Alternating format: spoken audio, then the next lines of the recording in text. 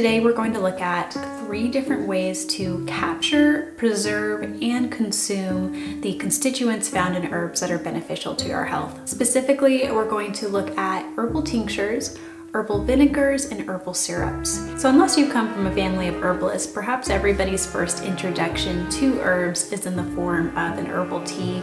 Typically, the herbal teas that you'll get in boxes like this at any grocery store or local box store. This is one of my favorite popular herbal tea brands, Celestial Seasonings, and this is their Sleepy Time herbal tea. So a tea is a type of water extraction that is a great way to get the beneficial constituents out of herbs, but there are other ways as well that can prove more useful and convenient depending on your situation. And what we'll do is we'll go into the pros and cons of each method and how to make each herbal extraction. But before we dive deeper into this topic, I do want to do a quick vocab lesson, and I do promise it will be quick. There are just some terms in herbalism that have some overlap, and it's good to be able to distinguish these words, as well as some terms that might be exclusive to herbalism that perhaps you haven't heard before. And we just want to make sure that we define those words before I start using them in this video today. So word number 1 is solubility. And solubility is the ability of a substance to be dissolved. Very simple. Word number 2 is extraction. And extraction in herbalism means the separation of beneficial constituents from the main plant material. Word number 3 is menstruum. You might also hear people say menstruum. And in herbalism, a menstruum is any liquid that dissolves a solid or holds it in suspension. So menstruum is a term that's mostly just used by herbalists. Some would call it an archaic term, but you will hear it thrown around every once in a while. And the final word is tincture. And a tincture is an herbal extract that's made from soaking plant material in alcohol, specifically ethanol. All right, so now let's talk about tinctures, herbal vinegars, herbal syrups, and how to make them. So in this video, I've decided to use St. John's wort as an example of these different herbal extraction methods. St. John's wort contains a chemical constituent called hypericin, and this hypericin has this absolutely lovely red dye color, and it's highly visible when the extraction process is happening. And I just figured it would be helpful to see a visual of the extraction process. Whereas with other herbs, it's a little bit harder to see that process unless you really let it sit and you observe it for a long time. One of the most common questions I get after posting a video or reel about herbal medicine is, what is the best way to prepare this medicine to get the most out of the beneficial constituents? And it can be really easy to go online and kind of get lost or bogged down in the science of it all,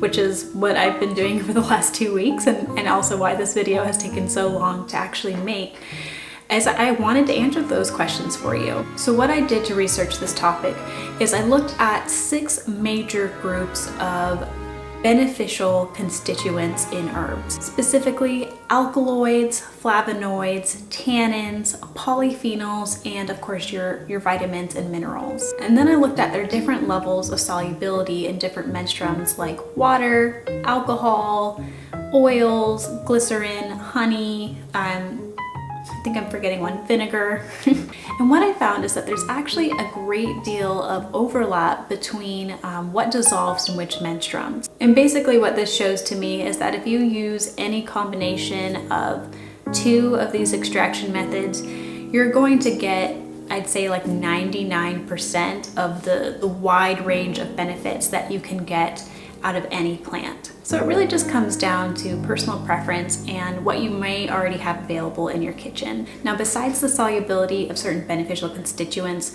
there are other ways to kind of compare the pros and cons of each menstruum. So I put together a chart that compares the different extraction methods based on a number of factors.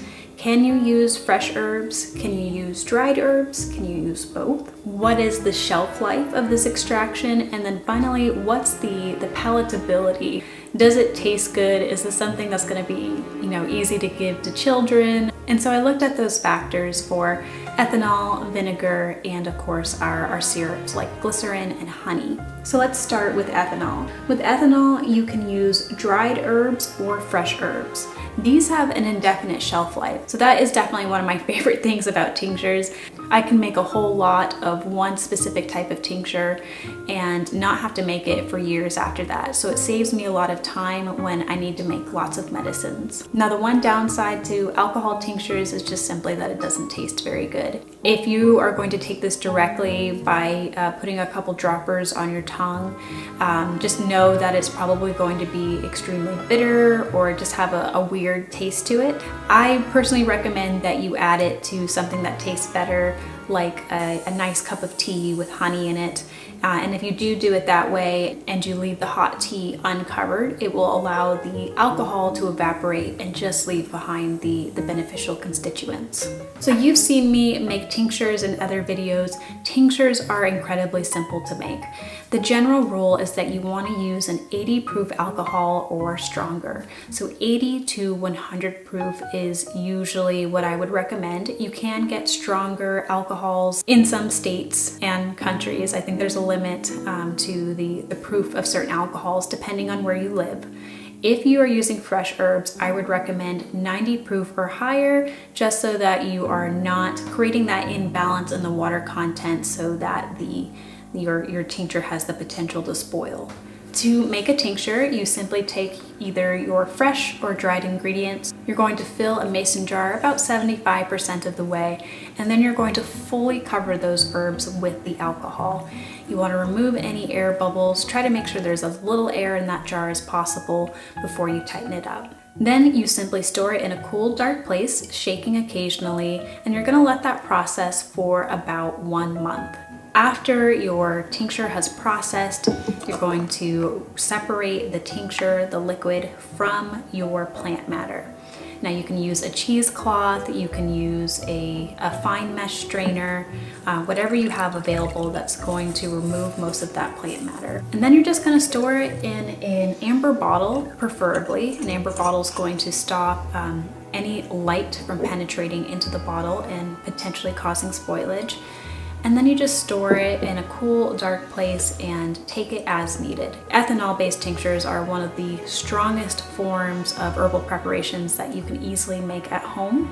It's one of my preferred methods, as I can quickly get a reasonable dosage of a certain medicine without having to drink 3 to 4 cups of tea a day. I just don't have time to drink that much tea. I'm just going to take a tincture either directly on my tongue, or I'm going to add it to a tea I either enjoy at the beginning of the day or at the end of the day. One other thing to know about ethanol-based tinctures is they're not very good at extracting minerals. So if you are researching the medicinal benefits of certain plants or the nutritional benefits, and you're very interested in the minerals that these plants provide you, a tincture is not going to be the best way to consume that herb.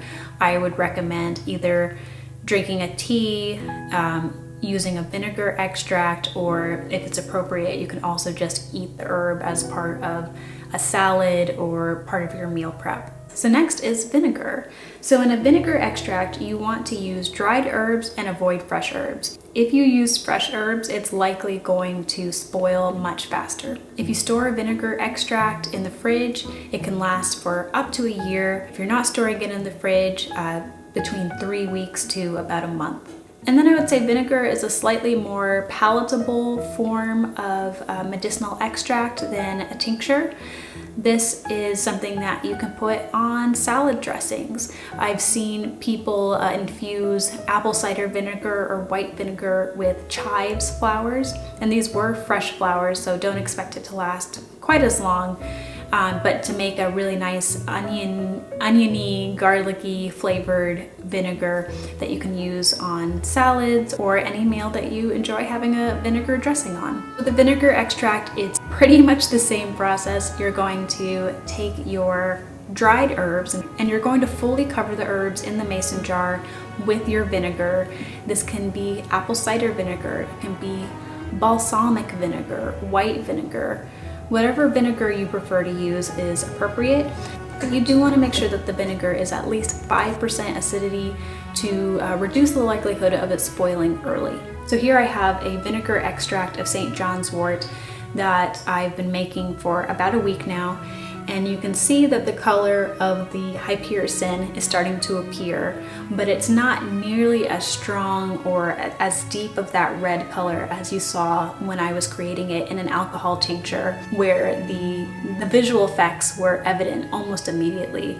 This has taken I want to say it took about 3 days for me to really start seeing the hypericin appear. Vinegars can be taken by the spoonful, you can add it to your meals, so it's really up to you. Some people will enjoy vinegar extracts before a meal to help with digestion. Vinegar extracts are great if you want to make digestive bitters. Another thing to note about vinegar extracts is if you want to add honey to your vinegar extract, what you'll end up with is something called an Oxymel, which in my opinion is a much more tasty way of enjoying a vinegar extract. Oxymels are also sometimes made with lemon juice. What you're really looking for is something that is acidic and something that is sweet. If you're interested in learning how to make an Oxymel with me, feel free to check out my Kitchen Widgeon video. I think you'll find that very enjoyable, as all of the ingredients in it are things that are commonly found in your kitchen. And the last is glycerin and honey. So for those who aren't familiar with glycerin, glycerin is actually a type of alcohol. It's a sugar alcohol that doesn't behave the same way ethanol does. So this is a product that can come from animals, but it can also come from plants.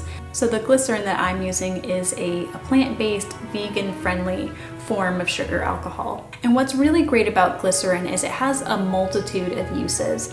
This is a product that can be used in skincare. It's shelf stable. It is a humectant, meaning that it helps to moisturize the skin and draw in water. So this is something that, unlike honey, you can actually apply to your skin and it's not going to leave that sticky feeling. And it's also safe for consumption. I have tried a little bit of that vegetable glycerin because I was curious what it tasted like. It's sweet, it's also very bitter, so it might not be for everyone as far as taking it as an herbal syrup, but it's definitely great if you want to make herbal infusions for skincare. With glycerin and honey, you don't want to use dried herbs. And the reason for this is the method of extraction using honey and glycerin needs to have water. So you're not going to be able to pull those beneficial constituents out without the water. You might be able to pull a little bit of it out, but it's definitely not going to be nearly as effective. With a glycerin and honey extract, you can expect a shelf life of about 3 to 5 years. With honey, it might be a little bit less time, but similar to glycerin. The nice thing about making herbal syrups, they're much more palatable. If you wanted to give an herbal remedy to a child, maybe they had a really bad cold and you wanted to give them like an elderberry syrup, this is going to be an easy way for them to take that medicine without having to deal with the bitterness of the flavor. Glycerin has a naturally sweet flavor to it. It also has a natural bitterness. I wouldn't say like glycerin does not taste like honey or molasses or maple syrup. It's not as good as any of those three, but it is much sweeter and would probably be more tolerated by a child. In this video, I decided to focus on glycerin extracts. So opposite of your vinegar extract, in order to make a glycerin extract, you want to use fresh plant matter, because the water in the plant matter is going to help draw out the beneficial constituents and keep them in suspension within your glycerin. What I have here is what will eventually be a skin product, and I call it my Flower Power Lotion.